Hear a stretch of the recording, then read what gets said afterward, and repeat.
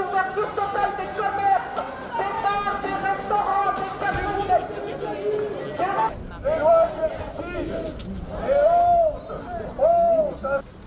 Cette proposition de loi infâme et indigne d'une démocratie est un permis de blesser gravement et même de tuer, donné à l'État et à sa police.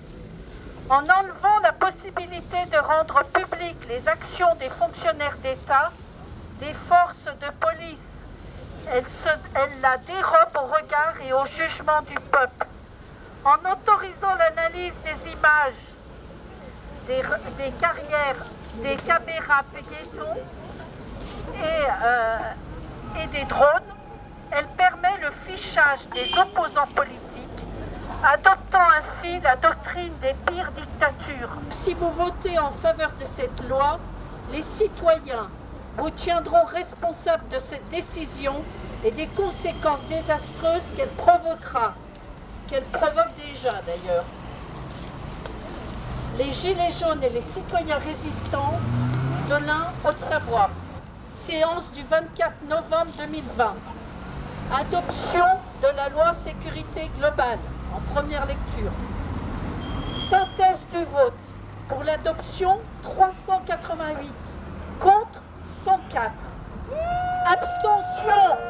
Abstention, c'est-à-dire accord, 66. Groupe LREM, 271 membres. Pour, 231. Contre, 10. Abstention, pour, 30. Groupe LR, 105 membres. Pour, 101. Contre, 4.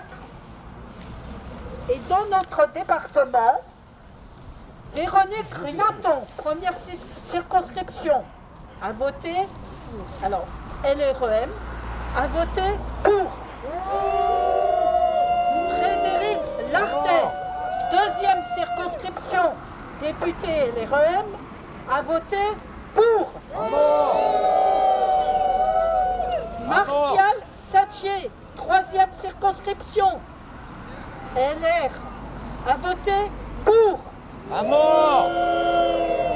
Virginie Duby-Muller, quatrième circonscription, LR, a voté pour. À mort! Marion Lenné, cinquième circonscription, LREM, a voté pour. À mort! Xavier Roseren, sixième circonscription, député LREM, a voté pour. À mort! Nous n'oublierons pas ce vote en 2022.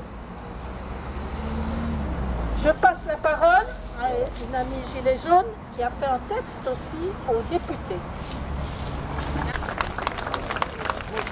Bonjour tout le monde. J'ai fait une lettre à titre individuel aux députés de Haute-Savoie. Ça commence comme ceci. Madame la députée, monsieur le député, la loi dite de sécurité globale va être soumise au vote des députés mardi 10/7/11/2020. Monsieur Jean-Michel Fauvergue, ancien patron du RAID et rapporteur de cette proposition de loi. L'article 24 prévoit de punir d'1 an d'emprisonnement et de 45 000 € d'amende la diffusion d'images permettant d'identifier tout policier ou gendarme en exercice. Or, c'est grâce à des films de journalistes ou d'anonymes qu'on a pu identifier des agents commettant des violences durant l'exercice de leurs fonctions, notamment lors de manifestations, mais pas que. Ces films ont permis de révéler des affaires édifiantes telles que l'affaire Benalla, l'affaire Geneviève Leguet. Cette militante d'attaque, 73 ans, au moment des faits, a été violemment bousculée par les forces de l'ordre lors d'une manifestation à Nice en mars 2019. Cela a provoqué de graves traumatismes crâniens qui lui ont valu plusieurs jours de coma et 2 mois d'hospitalisation. L'affaire du père de famille, Tristan Chouvia, interpellé pour vérification d'identité, décédé à l'hôpital des suites des sévices subis durant cette interpellation. Constat, fracture du larynx. Chez nous, on appelle ça étranglement. L'affaire Steve Maya Sinasso, noyé dans la Loire suite au gazage des forces de l'ordre durant la fête de la musique en 2019 à Nantes. Malheureusement, la liste est loin d'être exhaustive. Durant la répression féroce contre les gilets jaunes, mutilation, interpellation, arrestation, les forces de l'ordre n'ont jamais manqué de munitions, de balles pour leur LBD, de bombes lacrymogènes, de bombes de désencerclement. Je vous rappelle que les gilets jaunes, souvent en précarité ou en grande précarité, ont des revendications simples et modestes. Ils demandent d'avoir du travail et de pouvoir en vivre dignement. Une répression sans précédent depuis des décennies s'est abattue sur eux. Je vous rappelle que durant le premier confinement, ce sont ces petites mains qui vous ont permis de continuer à vous nourrir, vous déplacer, etc. Qu'ils aient enfilé ou pas un gilet jaune pour revendiquer un avenir meilleur. À plusieurs reprises, ils ont rejoint les ambulanciers, aides-soignants, infirmiers, médecins, urgentistes, qui demandaient des moyens matériels, humains pour sauver l'hôpital, pour défendre le système de santé des Français. Ces agents hospitaliers qui peuvent un jour être amenés à vous soigner, à vous sauver, ont dû affronter au péril de leur vie la première vague de la Covid-19. Pour cela, ils ont manqué absolument de tout. Masques, gants, surblouses, etc. Cela n'a pas empêché les forces de l'ordre de les maltraiter eux aussi en les gazant et en leur tirant dessus. Les pompiers, très appréciés de la population, ont subi le même sort. Eux aussi ont manifesté pour réclamer des moyens matériels et humains. Eux aussi ont été victimes d'une répression honteuse et sans précédent. En enlevant la possibilité de rendre publiques les actions des fonctionnaires d'État, des forces de police, elle la dérobe au regard et au jugement du peuple. De plus, cette loi autorisant l'analyse des images des caméras piétons et des drones permettra le fichage des opposants politiques, adaptant ainsi la doctrine des pires dictatures. Je dénonce également le renforcement du volet toujours répressif des missions des forces auxiliaires de la police. Est-ce que la privatisation va-t-on vers la création de milices? Si cette loi est adoptée, parlez dans votre micro, si cette loi est adoptée, elle ne fera qu'accentuer et légitimer la violence des forces de l'ordre. Si cette loi est adoptée, elle va nous faire basculer encore plus dans un état totalitaire. Si cette loi est adoptée, c'est un signal supplémentaire et aggravant donné aux dictateurs de ce monde. Si cette loi est adoptée, c'est une injure pour le pays des droits de l'homme et du citoyen.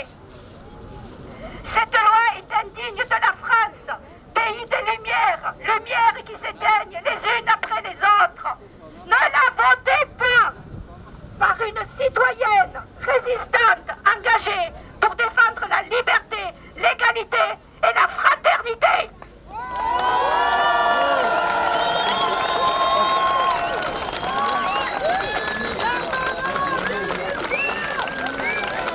Bonjour à tous. J'interviens ici au nom de la Libre Pensée, dont je suis un des responsables, mais je suis aussi militant syndicaliste. Et je pense qu'ici, nous sommes tous réunis, syndicalistes, gilets jaunes, militants des droits de l'homme. Nous sommes ici effectivement pour faire échec à la dérive autoritaire du gouvernement qui voudrait nous imposer cette loi scélérate de la sécurité globale. Or, dans le pays, l'exaspération est à son comble. Nous n'en voulons plus. Nous ne voulons plus de l'état d'urgence.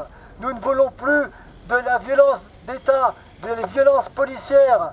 Nous ne voulons plus des restrictions aux libertés. Nous sommes ici pour la démocratie, pour le rétablissement des libertés démocratiques, pour les droits de l'homme qui ont été consacrés dans la Déclaration universelle des droits de l'homme de 1789. Ces droits de l'homme, ces libertés démocratiques sont inaliénables, imprescriptibles, et on ne peut les remettre en cause ni sous prétexte d'attentats, ni sous prétexte d'épidémie. Tout ça, ce sont des alibis. Le peuple, la souveraineté du peuple doit revenir au peuple, et effectivement, ce gouvernement doit être dégagé, c'est mon sentiment. La politique de Macron, Darmanin, l'Allemand, doivent être mise en échec. Et aujourd'hui, je me félicite que le tribunal administratif de Paris a annulé un arrêté du préfet de police, l'Allemand, et finalement, à Paris, en ce moment même, il y aura une manifestation qui part de la place de la Bastille jusqu'à la place qui part de la place de la République jusqu'à la place de la Bastille. C'est une première victoire. Nous allons gagner, et nous allons gagner tous ensemble.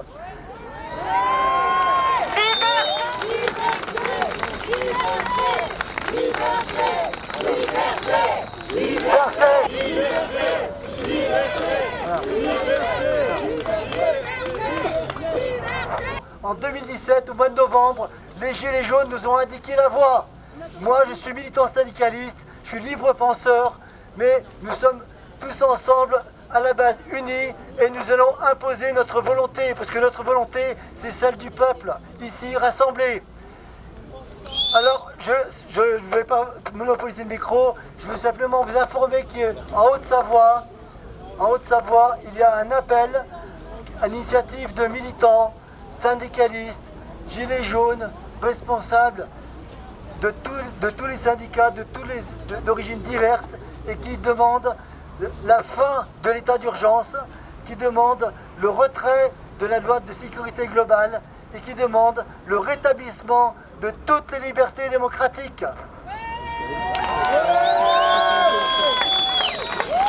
L'objectif, c'est de nous rassembler tous, quelles que soient nos origines, nos divergences, de nous rassembler tous dans l'unité pour mettre en échec ce gouvernement. Je vous remercie. Retrait! Retrait! Des lois liberticides! Retrait! Des lois liberticides! Retrait! Des lois liberticides! Retrait! Des lois liberticides! Non! À l'état d'urgence! Il y a des millions de gens qui meurent à cause du tabac et d'alcool, et on a le droit de les vendre et on a le droit de les acheter. Mais on prive les gens de liberté parce qu'il y a une grippe, une petite grippe au début qui était une pandémie, mais qui est devenue une grippe. Alors on prive les gens de sortir, de pouvoir faire ce qu'on veut, et on leur fait peur, on leur dit de rester chez eux. Et là c'est trop. Je veux dire par là, notre liberté, elle est en train de prendre un coup. Alors si on n'y va pas maintenant, qu'est-ce qu'ils vont dire nos enfants? Qu'est-ce qu'on va dire à nos enfants? Excuse-moi, j'ai pas été courageux. J'ai pas fait les manifestations qu'il fallait pour pouvoir défendre tes libertés. On peut plus ne rien faire. Il faut vraiment qu'on se bouge, parce que là, c'est pas que des voleurs. Ils ont vendu la Française des Jeux, ils ont vendu l'aéroport de Paris. Mais bon, si c'est que des voleurs, c'est pas grave encore. Mais là, ils veulent nous priver de nos libertés. Ils veulent nous donner des vaccins pour nous rendre malades. Ils veulent nous obliger à faire ce qu'ils veulent. Ils veulent nous rendre des petits bébés. Donc là, il faut qu'on se réveille. Et le peuple a le droit. Le peuple de Voltaire, le peuple de Hugo a le droit de faire des choses. Et nous devons réunir les gens qu'on connaît. L'important, c'est que chaque personne réunisse 10, 5, 20 personnes pour que la semaine prochaine, on soit 300. Et que la semaine d'après, on soit 2000. Et qu'après, on soit 10 000. Parce que sinon, ça ne marchera pas. On est trop petits parce qu'ils ont des moyens illimités. Vous ne pouvez même pas imaginer. Ils ont des milliards et des milliards. Ils ont des policiers qui sont à leur botte. Des politiques, des médecins. Tout le monde dit oui. C'est hallucinant. Ils ont tous peur. Les médecins ont peur de dire qu'on les oblige à prescrire certaines choses. 44 milliards de déficit a eu la sécurité sociale cette année. Alors que l'année dernière, c'était 6 milliards. 44 milliards que les laboratoires se sont partagés. Il faut arrêter, les laboratoires nous pillent notre argent. Ils montrent du doigt des pauvres immigrés qui dépensent quelques milliards alors qu'ils pillent l'État. Ils pillent votre argent. On doit vraiment se bouger parce que sinon on est mort. Une fois qu'ils vont faire passer ces lois totalitaires, on ne pourra rien faire. On sera les pieds les mains liés. Alors, réveillons-nous vraiment. Et c'est vrai qu'on pourrait tous faire quelque chose, se promener, mais là on doit vraiment tous les samedis venir, se bouger, essayer de réunir le plus de monde possible parce qu'ils sont vraiment malsains, ils sont malveillants envers nous. C'est pas que des voleurs, c'est des malveillants. Parce que pour imposer à des enfants de 7 ans de mettre le masque, vous savez ce que ça veut dire? Ils respirent leur dioxyde de carbone, les gamins. Leur cerveau, ils se régénèrent pas, ils sont tout petits. Il y a une personne à la crèche, il y a un intervenant à la crèche qui disait mais les gamins maintenant ils ont l'habitude de nous voir avec les masques. Et dès qu'ils ne nous voient pas avec les masques, ils ont peur. Les gamins ils ont peur quand ils ne nous voient pas avec les masques. Ça veut dire qu'on traumatise les enfants. Les enfants c'est le futur. Si les enfants ils ont peur, s'ils sont pas bien dans leur tête, qu'est-ce qu'ils voulaient qu'ils fassent? Putain, ils vont dire amen à tout. Oui, mais bon, je bouge parce que ça m'énerve, j'ai le sang qui boue. Alors, messieurs, dames, marchons sur Annecy et demandons un peu aux gens tout autour de nous de venir nous rejoindre parce que c'est pour eux aussi qu'on fait ça. C'est pour nous d'abord, c'est pour nos enfants, mais c'est pour eux parce que les pauvres, ils sont perdus. Ils sont perdus parce que sinon il y aurait des milliers de gens ici. Mais pour pas voir ce qui est devant leurs yeux, c'est qu'ils n'ont pas un voile, ils ont du plomb, une chape de plomb, parce que grâce à Internet, on remercie Internet. On remercie parce que s'il n'y avait pas Internet, on serait vraiment perdu. Mais grâce à Internet, celui qui est un peu sensé, celui qui a un peu de cerveau, il va chercher les informations. Les informations sont diverses. Heureusement qu'il y a des médias qui ne sont pas corrompus, des médias qui ne sont pas vendus et qui vont chercher l'information et qui se battent. Parce que les gens qui parlent de complotisme, mais c'est que des conneries, parce que qui irait dire des choses si c'est pas la vérité? Ils iront en prison s'ils disent que le gouvernement ment, que les laboratoires mentent, c'est qu'il y a une vérité. Interdire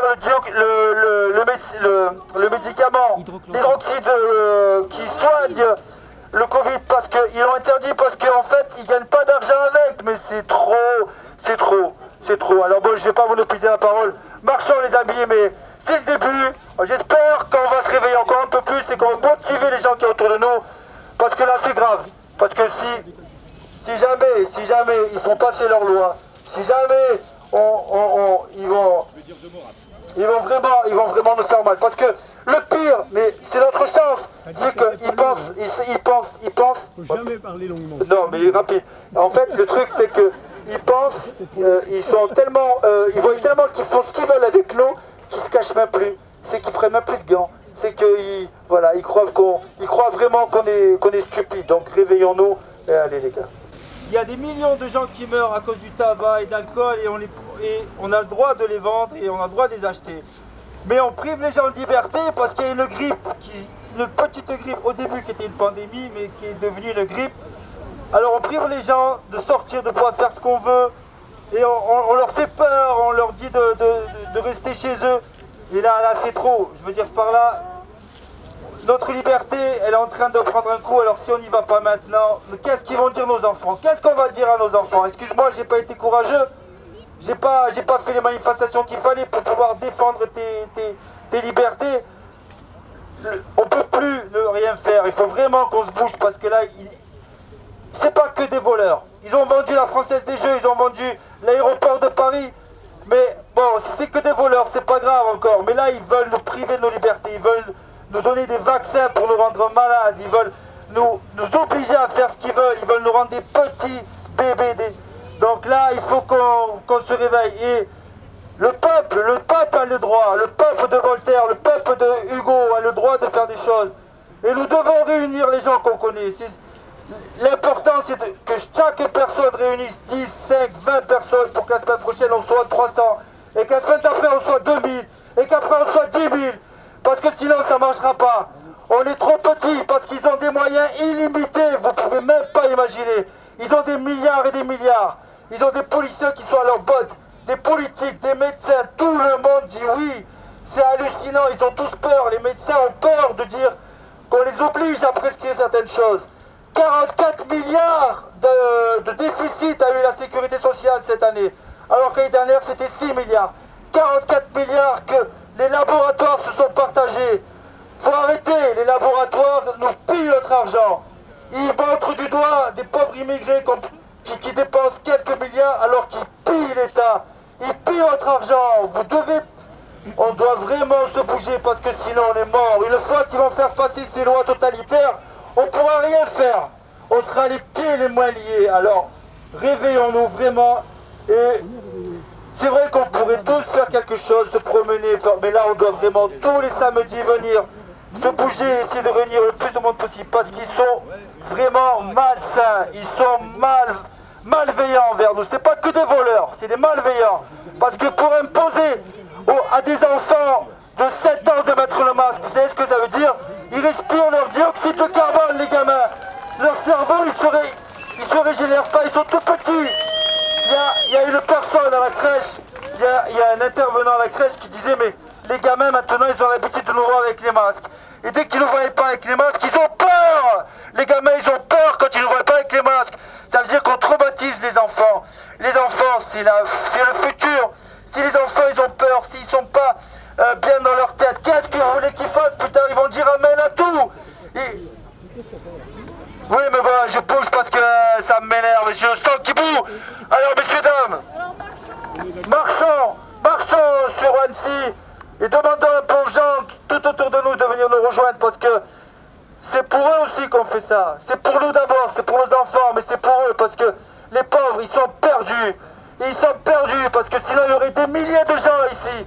Mais pour pas voir ce qui est devant leurs yeux, c'est qu'ils n'ont pas un voile, ils ont du plomb, une chape de plomb, parce que grâce à Internet, on remercie Internet. On remercie parce que s'il n'y avait pas Internet, on serait vraiment perdu. Mais grâce à Internet, celui qui est un peu sensé, celui qui a un peu de cerveau, il va chercher les informations. Les informations sont diverses. Heureusement qu'il y a des médias qui ne sont pas corrompus, des médias qui ne sont pas vendus et qui vont chercher l'information et qui se battent. Parce que les gens qui parlent de complotisme, mais c'est que des conneries, parce que qui irait dire des choses si c'est pas la vérité? Ils iront en prison s'ils disent que le gouvernement ment, que les laboratoires mentent, c'est qu'il y a une vérité. Interdire le médicament, l'hydroxyde qui soigne le Covid, parce qu'ils l'ont interdit parce qu'en fait ils gagnent pas d'argent avec, mais c'est trop. Alors bon, je vais pas vous épuiser la parole. Marchons les amis, mais c'est le début. J'espère qu'on va se réveiller encore un peu plus et qu'on va motiver les gens qui sont autour de nous. Parce que là c'est grave, parce que si jamais ils font passer leurs lois, si jamais ils vont vraiment nous faire mal, parce que le pire, mais c'est notre chance, c'est qu'ils pensent. Faut jamais parler longuement. Non mais rapide. En fait le truc c'est que ils pensent, ils voient tellement qu'ils font ce qu'ils veulent avec nous, qu'ils se cachent même plus, c'est qu'ils prennent même plus de gants. C'est qu'ils croient vraiment qu'on est stupide. Donc réveillons-nous et allez les gars.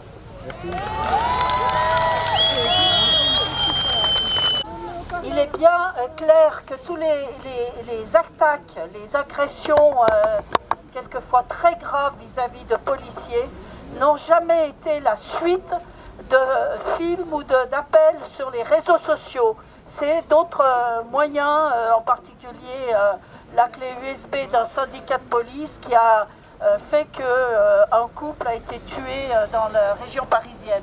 Donc attention, il faut qu'ils prennent conscience de ça. Et deuxième point, il faut qu'ils sachent que leur service, ils doivent le savoir d'ailleurs, est fortement attaqué. C'est un service public comme les autres services publics qui est destiné à disparaître. Donc à eux de faire aussi la part des choses, de voir un peu quel est leur avenir dans cette politique-là. J'aimerais rappeler à tout un chacun, sans faire la leçon à personne, que la liberté, ça ne se défend pas uniquement le samedi après-midi à 14 h quand il fait beau. Ça se défend tous les jours. Pour information, nous sommes une petite poignée qui, depuis le 23 octobre, jour du couvre-feu qui a été imposé par le gouvernement illicite, illégitime, qui nous contrôle tous, depuis le 23 octobre, nous sommes une poignée devant la préfecture, ici même, à 19 h 30, à allumer la flamme de la liberté pour essayer de la maintenir allumée. nous sommes vraiment très peu nombreux. Nous y sommes tous les jours, à 19h30, qu'il pleuve, qu'il vente. J'avais envie de dire ou qu'il neige, mais bon, la neige, à mon avis, cette année, ça ne sera pas au rendez-vous encore. Bref, donc c'est tous les jours, 19h30, ici, avec une bougie, c'est pas compliqué, c'est très symbolique, mais ils nous voient tous les jours en face. Et ils savent qu'il y a du monde qui est là, et qu'il y a au moins une personne. Comme disait Hugo, que quelqu'un a cité, s'il n'en reste qu'un, je serai celui-là. Et vous pouvez compter sur moi pour l'être. Maintenant, une deuxième chose que j'aimerais dire, aujourd'hui nous sommes réunis contre une loi, une fois de plus, une loi de plus pour une liberté en moins. Mais encore combien de lois va-t-on attendre avant de destituer ce gouvernement, ce président, et de changer radicalement nos institutions, de changer radicalement les règles du jeu et le fonctionnement de notre démocratie? Combien de fois encore va-t-il falloir qu'on bafoue nos libertés et nos droits fondamentaux qui, quelqu'un l'a dit, sont inaliénables? Ça veut dire ce que ça veut dire qu'on n'y touche pas. Et avec ceux qui y touchent, on ne négocie pas, on se bat contre eux, tout simplement, avec tous les moyens qui sont à notre disposition. Je ne vais pas vous en faire la liste, il suffit d'ouvrir les livres d'histoire. D'accord? Et maintenant, je vais passer un petit message personnel à celui qui a demandé, après le 1er mai, l'affaire Benalla, son amant, et je le dis publiquement, je l'affirme ouvertement, qu'on m'accuse de diffamation. J'ai un visage découvert, là. Je vais lui dire à celui-là, et c'est un message très personnel, si tu touches à mes enfants, sans commentaire, je ne vais pas aller plus loin. Il y a une liberté fondamentale qu'il est en train de bafouer, sous des prétextes fallacieux, très clairement, qui est celle de l'instruction que l'on souhaite donner à nos enfants. Cette instruction, elle est libre, elle peut se faire dans différents cadres, que ce soit l'école privée, qui s'est défendue honorablement dans les années 80, on peut en penser ce qu'on en veut, mais ils se sont défendus et ils ont obtenu gain de cause. Aujourd'hui, ils s'attaquent à l'instruction en famille, soi-disant pour lutter contre le terrorisme. Moi, j'instruis mes enfants à la maison, j'ai pas une tête de terroriste pour l'instant. Enfin, plutôt si, j'ai une tête de terroriste, mais j'ai pas des actions de terroriste. Et dernière petite incise, la députée, Madame Lardet, qui cumule les mandats éhontément, est également la présidente de notre agglomération à Annecy. Il faudrait peut-être pas l'oublier, et ça serait bien qu'on aille lui rappeler de temps en temps. Donc voilà, j'ai dit ce que j'avais à dire, je l'ai dit publiquement, j'assume mes propos, et qu'on vienne me chercher pour menace au chef de l'État. Qu'on vienne me chercher.